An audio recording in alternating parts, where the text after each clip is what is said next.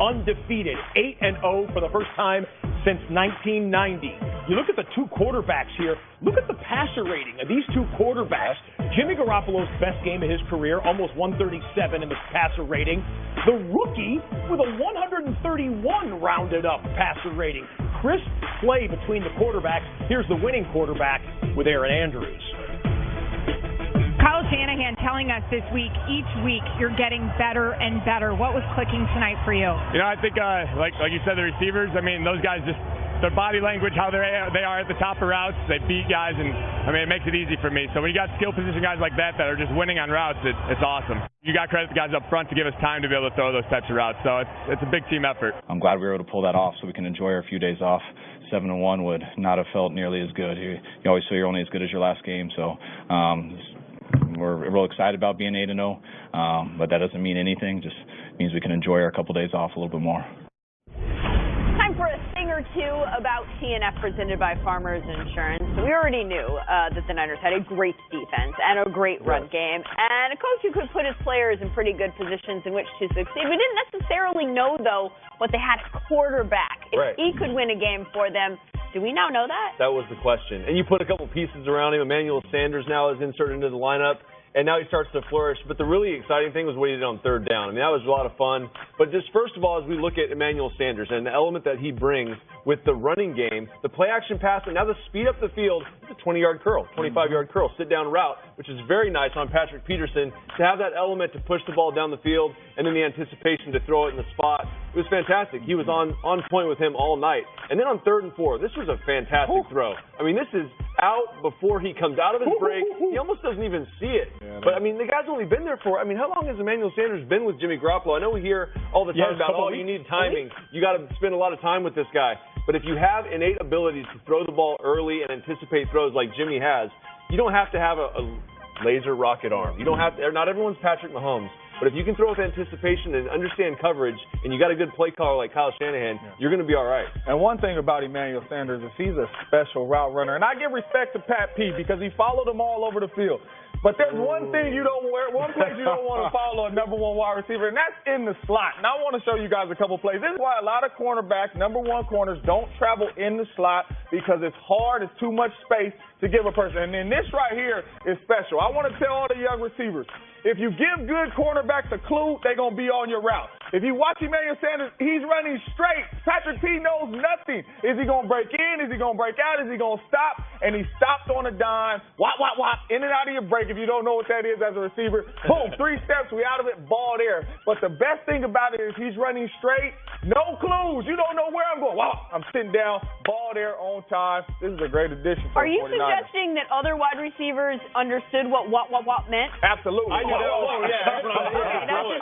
Exactly. See? That's when I throw it. I'm out of my break. Give me the ball. Don't hold the ball. You see me looking at you. One takeaway from that, don't call me a number one receiver if I can't play everywhere on the field. Yeah. Left, right, and in the slot. You're not the number one lockdown DB. I cannot call you that, right? And then the other thing was a long night for Patrick Peterson and some of the breakdowns in the secondary. They had 9 explosive plays. 6 of those was in the passing game. So when you look at Pettis and some of these plays, that's just a breakdown. He shouldn't be that wide open. I don't know what was going on with coverage. I don't know why there were such big mix-ups. And then Patrick Peterson, a lot of those came on him one-on-one situations. They found ways to get the ball. You can't get turned around and give up big plays and expect to win. Now, on the other side of the ball, we talk about this great defense for the 49ers, and I've questioned it in a couple of weeks. I know the front seven can get after people, but what does the secondary do when they're getting after people? They sit back in zone, they jump routes, they do a lot of different things. The Cardinals offense came out in the second half with this up-tempo offense.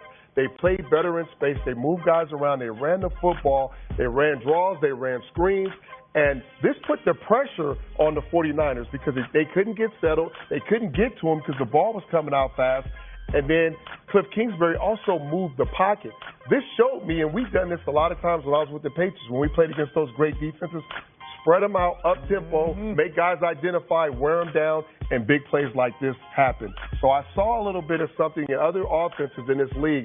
The better offenses that's going to play the 49ers are going to take some notes from the night. And the special thing about that up-tempo offense, too, is you don't give the 49ers a chance to sub. So you're leaving these big-time pass rushers on the field, and they're tired. You 7-8 play drives on the field, and you cannot sub because they're not huddling. That's tough on the defense, and that will slow down the pass rush. So let's take a look at some of the teams that might have been taking notes tonight because, as you mentioned, they're facing some pretty good offenses in the weeks ahead.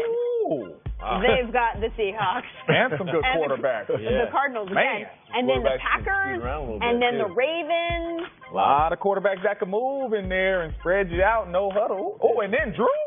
Uh-oh. I'm just saying. Oh, it keeps going. Yeah. You was looking at me crazy. I said, then Drew. And the Seahawks again. That said. Week 17, Seahawks. So we'll see. Like the meat of their schedule with the better offenses are coming up, and we'll see if they take some notes. We're not saying you're not good, 49ers. No, you're really good. The schedule's tough, man. Guys, I want to go back to this game real quick because it was a 3-point win for San Francisco. At the end of the first half, there was a 4-point swing. They're in the red zone, the Niners are. 4 seconds left. It's 4th and goal. Would have been a chip shot field goal for 3 points. They went for the touchdown instead, got it, and they sort of were helped out by Arizona. Here's the way it went down. Mostert is the running back. He's going to get the carry up the middle. He's hit at the 1, and he stopped. The Cardinals hold up, and that ends the half. But wait, the timeout is called. Wow. When was the timeout called? Cliff Kingsbury called a timeout before the snap, and the Niners will get to run another play here. Oh, man. Garoppolo's going to throw, fires the right side. It is caught, and it is a touchdown for Sanders with no time on the clock. Boy, that timeout by Kingsbury. They had a stuff. Wow. Yeah, I wanted to get a Kodak timeout, one of those looks at it. I wanted them to hopefully burn their best play, which they ran a play, and it worked for us initially, but then obviously looking back on it, would have rather gotten that stop, but just didn't work out for us this time. I felt like we should have won the game. Obviously they're a great team, but at the end of the day, I'm confident in us. I feel like we should have won the game, but no, I'm not really, satisfied with it, like coming up close, short. Okay, DC, you and I off camera every week we talk game theory, coaching decisions and whatnot. What do you think of this one? How it always comes down to something like this with a head coach making a decision, and you kind of look back and you say, "Wow, that was fantastic," or "That was terrible." And at that point, when you look back at it, yes, they got the stop. But I understand what he's trying to do. You're trying to, they're going to come out, they're going to run their best formation. This is what, we'll burn the timeout. Now we see what they were in. Well, we call that snapshot. Yeah, exactly. And teams do it all the time, but in this situation, it was not the best. He tried to call the timeout at the snap, too. He wanted to see not only the formation, he wanted to see what play they were running. That's what usually happens. You try to figure out the formation first before you call it, before the play is run. But my thing is, if you're in a good situation defensively and you're outmanned and all the guys are in the right spot, at some point, go ahead and play the play. They were in the perfect defense for that particular play. So I got confused of why it happened. Now, if we had the wrong personnel group in or somebody wasn't in the right position, then we'll call a timeout there. And that's the main thing. You had all the bright people in the right places. You weren't outmanned. Usually you call a timeout. We're like, okay, they came in, put receivers on the field. We got a bunch of linebackers out there. Timeout. But, they were in the right defense, man. Obviously, they stopped the play. And it clearly wasn't their best play. They had another one on deck. So you call that snapshot. We've heard bat. We're just getting translation. Hey, everybody knows what that means, too. Isn't it? That's the phrase. Oh, there you go. Wop. Yeah, wrong consonant. So we saw some Halloween costumes out there at the game, including one pretty cool one down on the sidelines. Katie Sowers, who is a Niners assistant coach. There's a little girl out there dressed like her with the full cat sleeve and everything. That's awesome. That's sweet right there. Love seeing that. Absolutely. Pat it up. Look at it. All right, that was